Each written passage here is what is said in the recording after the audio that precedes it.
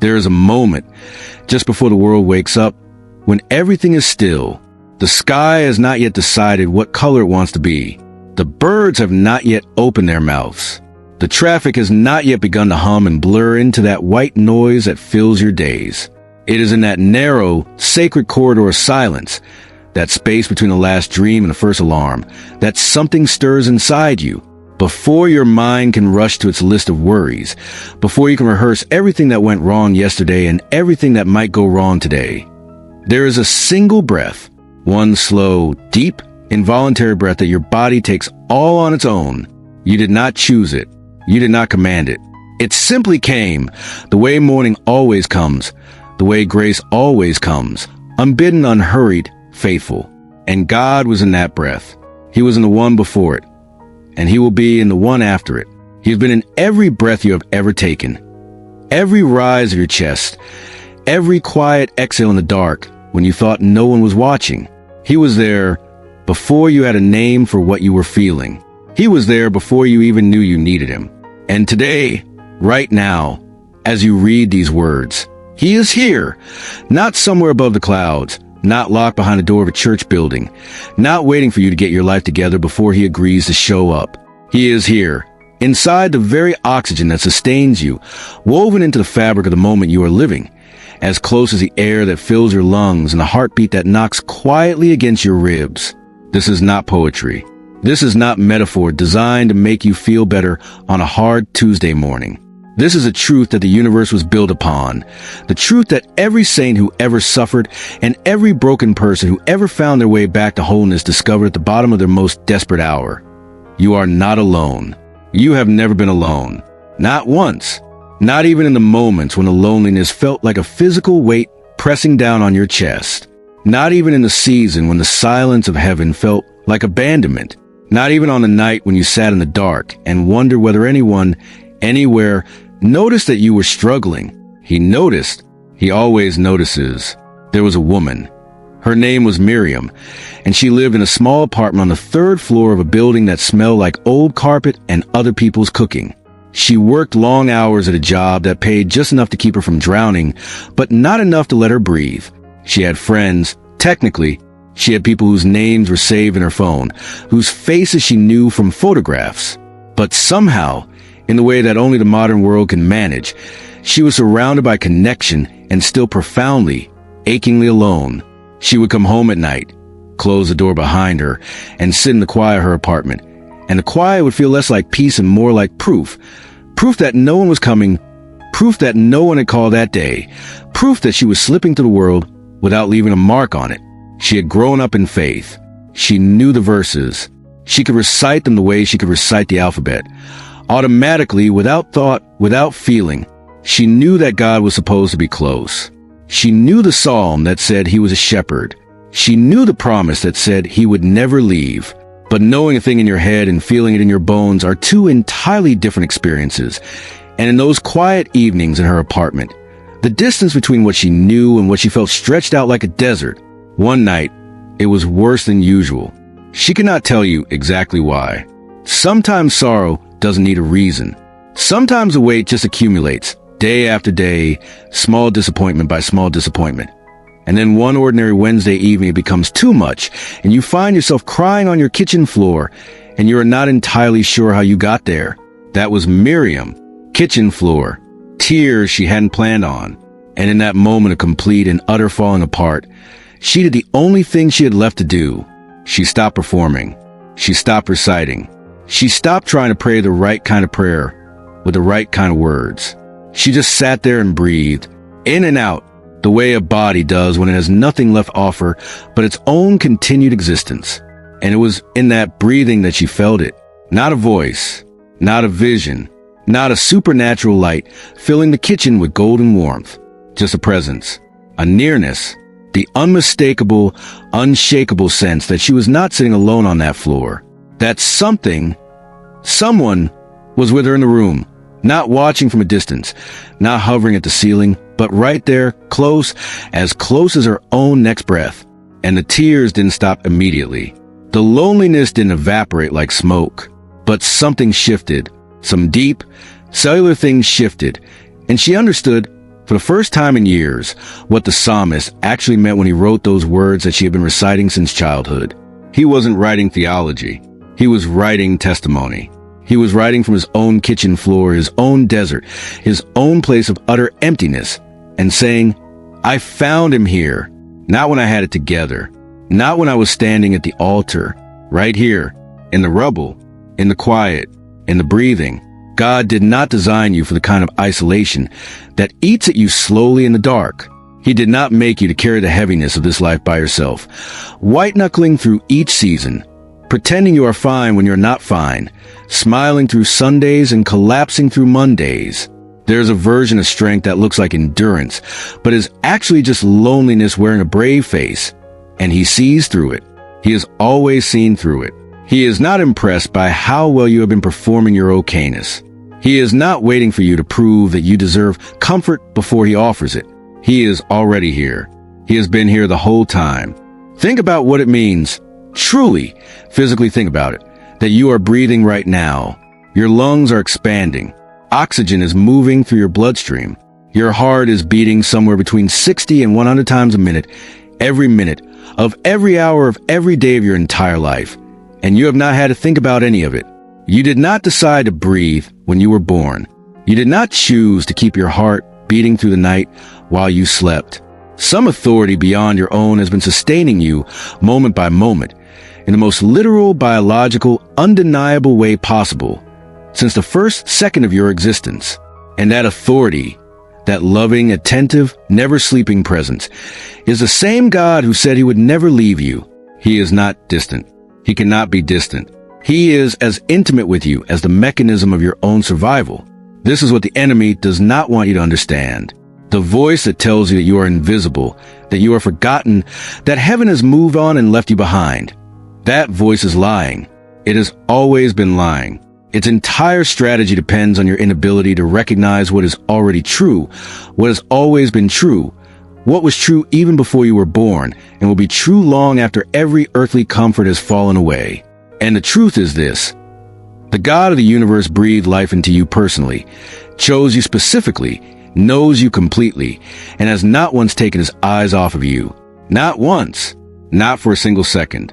Not when you wandered. Not when you failed. Not when you said words you regret or made choices you are still paying for. Not even then. There's a man in the Gospel of Luke, no name given, just a man, one of many in a crowd pressing in around Jesus. He has been sick for years. He has spent everything he had on doctors and remedies, and none of it has worked, and he is at the end of his rope, desperate enough to push through a crowd just to get close to the one person he believes might actually be able to help him. And Jesus, in the middle of this crowd, stops. He stops because he felt something.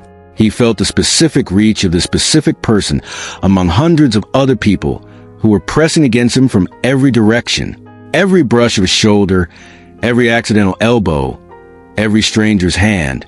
And Jesus felt this one, because this one was reaching in faith.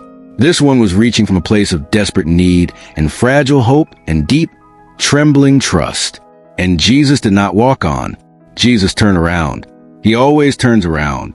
He feels your specific reach. He feels it when you are too exhausted to pray properly and you are just sending up fragments, half sentences, the name of Jesus whispered into your steering wheel on the way to work. He feels it when you open your Bible, not because you feel spiritual, but because you have nowhere else to turn. He feels it when you kneel beside your bed, not in triumph, but in defeat, not in confidence, but in confusion, not knowing what to say and saying nothing at all, just bowing your head because bowing your head is all you have left. He feels every single one of those reaches, and he turns around every single time. This is not exaggeration. This is the testimony of everyone who has ever reached. You may be in a season right now that does not feel like a season of closeness. You may be in the middle of something that feels more like silence than sanctuary, more like wilderness than worship. The prayers feel like they are bouncing off the ceiling. The promises feel like they were written for someone else's life. The stories of breakthrough and blessing that other people seem to be living feel 1,000 miles away from your own quiet, grinding, difficult reality. And you sit with your loneliness and you wonder, not for the first time, whether God actually sees you, whether your specific prayers, your specific pain, your specific life actually matters to the one who holds the galaxies in place. It does. You do. There are 100 sheep in the story Jesus tells, and when one goes missing, the shepherd does not shrug and say that 99 is a good enough number. He leaves. He leaves the 99 and goes after the one, not because the one deserves it more, not because the one is more special or more worthy or more spiritually impressive than the others, simply because the one is his, and he will not rest while any of his own are lost. You are his. You are the one, and he is not shrugging. He is not looking at the calendar and calculating whether you are worth the search. He is already in the wilderness looking for you. He has been there the whole time you thought you were alone. Think about the younger son in Jesus' other story. He has already taken everything he was going to inherit, already gone far away, already spent every bit on a life that promised him freedom and delivered him emptiness. He is sitting in a field feeding pigs, which in that culture was about as low as a person could go, and he finally comes to his senses and decides to go home, not to be restored. He has already written off that possibility. He just wants to work as a servant. He has rehearsed his speech. He knows he has forfeited the right to be called a son. He is walking the road back not in triumph, but in humiliation, ready to beg, ready to accept whatever scraps of mercy are available. But the Father sees him while he is still a long way off, not when he reaches the door, not when he finishes his rehearsed speech. While he is still far away, the Father sees him, and something runs in the Father that doesn't walk, doesn't wait, doesn't stand at the door with folded arms and a look that says we need to have a conversation first. The Father runs, robe hitched up, undignified, completely unconcerned with what the neighbors will think. The Father runs down the road to close the distance between them, and before the Son can even get through his speech, he is wrapped in arms that have missed him every single day he was gone. That is your God. That is who he is. He is not the one standing at the end of the road with a clipboard, waiting to assess whether your repentance is sincere enough, your suffering sufficient, your growth impressive enough to warrant a welcome. He is the one running. He has always been running. And the distance you feel between yourself and him is not because he stopped. It is because you have not yet looked up to see how close he already is. There is something he wants you to know today, not later. Not when you've cleaned yourself up or figured out your theology or resolved the questions that have been keeping you awake. Today, in whatever state you are in, whatever room you are sitting in, whatever weight you are carrying into this moment, he wants you to know that the loneliness you feel in secret is not hidden from him, not even slightly. The parts of you that you have never said out loud, the grief that lives so deep you don't have words for it, the fear that disguises itself as fine, the ache that surfaces at odd moments when you least expect it. He knows all of it. He has known all of it from before you were formed. And his knowing is not the cold, clinical knowing of a file being reviewed. His knowing is a warm, intimate, personal knowing of someone who loves you and has never stopped. You were made for this kind of closeness. You were designed for it. The loneliness that you feel is not evidence that you are broken or that God is absent. It is evidence that you were made for a connection so deep and so real that anything less than the presence of God himself will leave a hollow place inside you that nothing else can fill. The hollow is not your flaw. The hollow is your design. It is the shape of the thing that belongs there. And the thing that belongs there is his presence. And his presence is already here. What would it change in your life today if you truly believed that? Not just knew it as a doctrinal statement, not just nodded along to it as a sermon point, but actually believed it, felt in the marrow of your bones, woke up tomorrow morning and breathed that first breath of the day with a full awareness that the one who gave you the breath is right there with you? What would be different about the way you move through your morning, the way you approach the hard conversation, the way you face the diagnosis, endured the loneliness, walked through the grief? What would it change if you knew, all the way down, that you are not doing any of it alone? It would change everything. And he is inviting you into that knowledge right now. Not eventually. Now. He is not asking you to earn your way into awareness of his presence. He is asking you to receive it, to open your hands and your heart and simply receive what has already been freely given, what has always been freely given. The presence of God is not a reward for the spiritually advanced. It is the birthright of every child of his, available at every moment, in every season, regardless of how you feel or what you've done or how long it has been since you prayed or how far you have wandered. There is a woman named Sarah who had been a believer for 30 years, and for most of those 30 years, she had lived in the middle distance, not far from God, not close to Him, just sort of adjacent to faith, maintaining the habits without pursuing reality. She went to church. She read the verses. She prayed at meals and in crises. But there was always something between her and the actual experience of God's nearness, some glass wall she could not name and therefore could not break. It wasn't doubt exactly. It wasn't rebellion.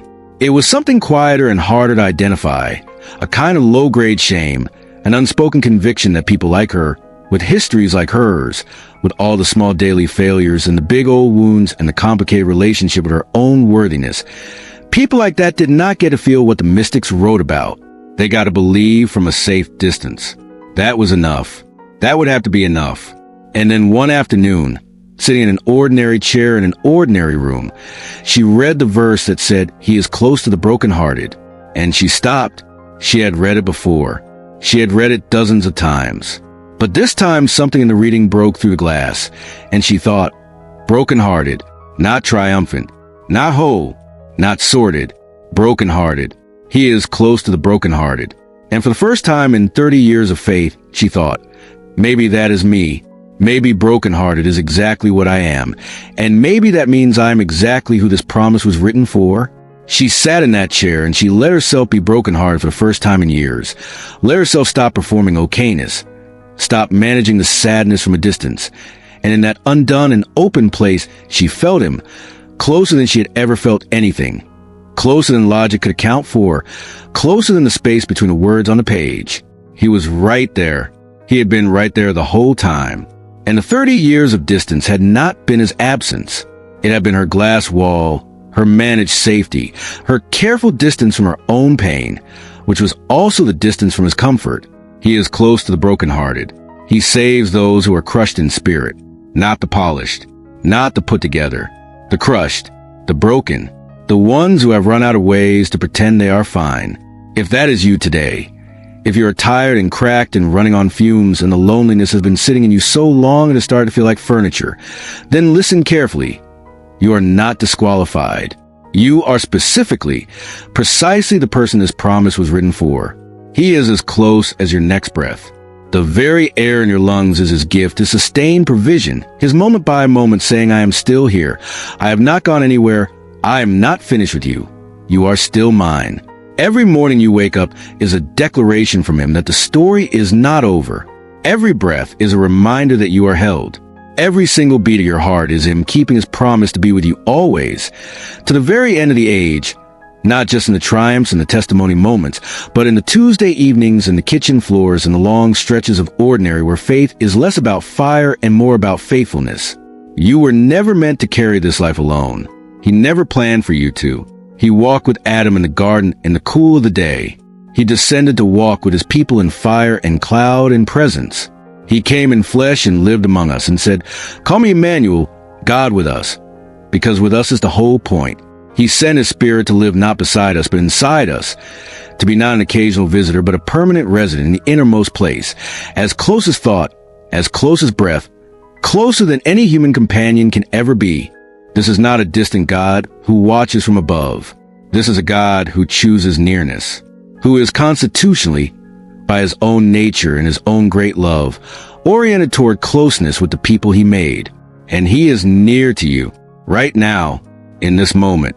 He is nearer to you than the words you are reading. He is nearer to you than your own heartbeat. He knows your name. He knows the thing that is heavy on you today. He knows the secret grief and the private fear and the small hope that you have not told anyone about because you are afraid that if you say it out loud, it will disappear. He knows it, and He is not indifferent to it, and He is not far away from it. He is right here in it, working in ways that you may not be able to see yet, turning things in directions that you cannot yet trace, holding things together that you do not even know are being held. You do not have to white-knuckle this season.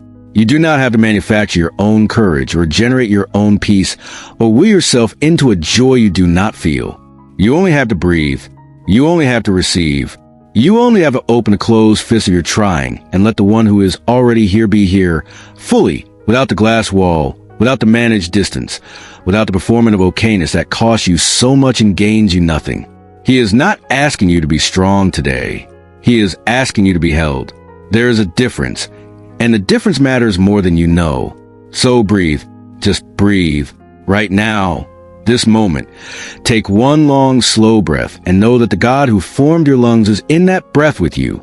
That the God who has kept your heart beating through every hard night is keeping it beating now. That the loneliness you carry in secret is seen, is known, is met by a presence so full and so faithful that it makes every human comfort look like a shadow of the real thing. He is closer than your next breath. He has always been this close. And he is not going anywhere. Comment close if you feel his presence right now.